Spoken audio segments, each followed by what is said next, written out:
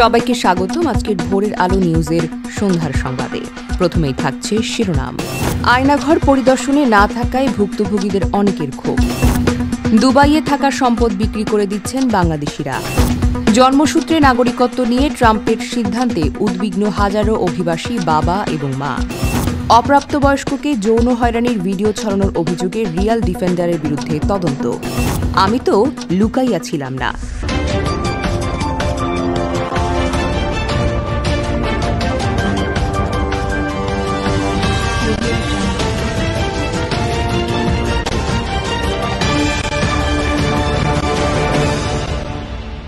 এতক্ষণ শুনছিলেন শিরোনাম, এবারে বিস্তারিত। আয়নাঘর পরিদর্শনে না থাকায় ভুক্তভোগীদের অনেকের ক্ষোভ।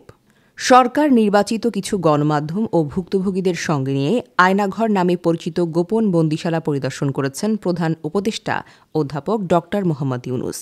বুধবার সকালে ঢাকার আগারগাঁও, কচুক্ষেত এবং উত্তরায় অবস্থিত 3টি গোপন বন্দিশালা পরিদর্শন করেন তিনি। ক্ষমতাচ্যুত প্রধানমন্ত্রী শেখ হাসিনার শাসনামলে ওই বন্দিশালাগুলো ব্যবহার হতো, যেগুলোর অবস্থান পুলিশের বিশেষ বাহিনী, র্যাপিড অ্যাকশন ব্যাটালিয়ন র্যাব এবং বাংলাদেশ প্রতিরক্ষা গোয়েন্দা মহাপরিদপ্তর এর কার্যালয় সংলগ্ন এলাকায় বলে জানানো হয়েছে।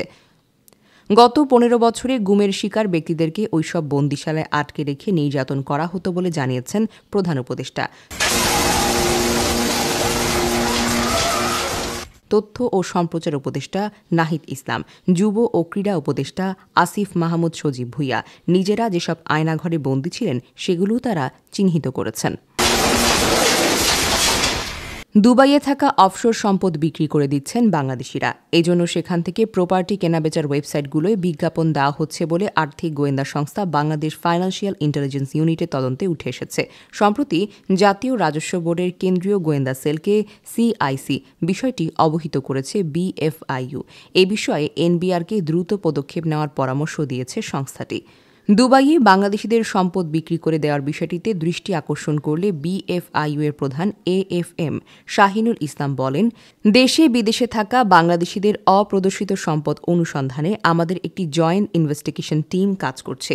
দেশে থাকা অনেক সম্পদ আমরা এরই মধ্যে তদন্তের আওতায় নিয়ে এসেছি। জন্মসূত্রে নাগরিকত্ব নিয়ে ট্রাম্পের সিদ্ধান্তে উদ্বিগ্ন হাজারো অভিবাসী বাবা মা। প্রথম সন্তানকে স্বাগত জানানোর সব প্রস্তুতি নিয়ে রেখেছেন নেহা সতপুতে এবং অক্ষয় পিসে। পেশায় ইঞ্জিনিয়ার এই ভারতীয় দম্পতি 1 দশকেরও বেশি সময় ধরে H-1B ভিসাতে মার্কিন যুক্তরাষ্ট্রে রয়েছেন। দক্ষ বিদেশি কর্মীদের মার্কিন যুক্তরাষ্ট্রে কাজ করার জন্য এই H-1B ভিসা। আগামী 26শে ফেব্রুয়ারি তাদের আসন্ন পুত্র সন্তান ভূমিষ্ঠ হওয়ার কথা।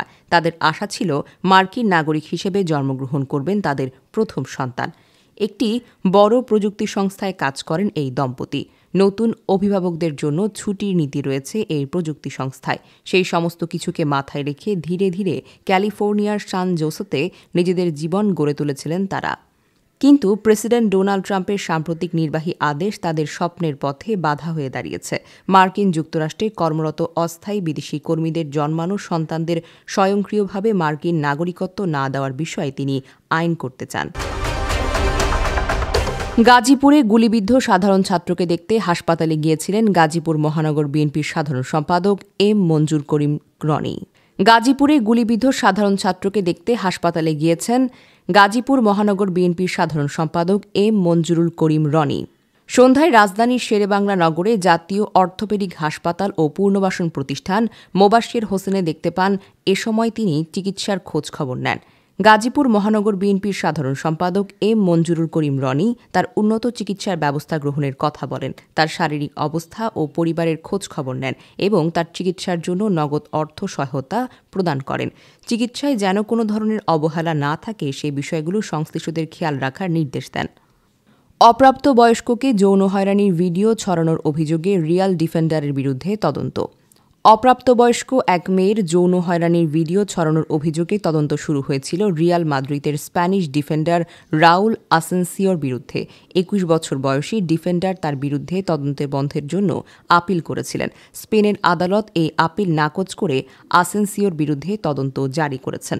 চ্যাম্পিয়ন্স লিগে কাল রাতে প্লে অফ প্রথম লিগে ম্যানচেস্টার সিটির বিপক্ষে রিয়ালের 3-2 গোলে জয়ের ম্যাচে মাঠে নেমেন অ্যাসেন্সিও। রিয়ালের মূল দলের হয়ে ২২ ম্যাচ খেলা এই সেন্টার ব্রেকের বিরুদ্ধে অভিযোগ। ২০২৩ সালের জুনে মাদ্রিদের ক্লাবটির বয়সভিত্তিক দলের ২ দলের খেলোয়াড় এক নারী এবং এক অপ্রাপ্ত মেয়ের সঙ্গে যৌন সম্পর্ক স্থাপন করেন, যার ভিডিও রেকর্ড করা হয়েছে আসেন্সিও। তা শেয়ারও করেছেন তিনি। ঘটনাস্থলে তৃতীয় এক সাবেক খেলোয়াড়ও উপস্থিত ছিলেন। আমি তো লুকাইয়া ছিলাম না। প্রায় ২ বছর আগে মুক্তি পায় রায়হান রাফির সুড়ঙ্গ। আমি মাসুদ এই অসম্ভব কামটাই করব। এই ছবিটি দিয়ে বড় পর্দায় অভিষেক হয় আফরান নিশোর। ছবি হিট। প্রথম সিনেমাতে আলোচনায় আসেন আফরান নিশো। এরপর বছর যায়, নিশোর নতুন কাজ দেখার অপেক্ষা আর ফুরায় না। অবশেষে চলতি বছর শিহাব শাহীনের দাগি নিয়ে ফিরেছেন নিশো।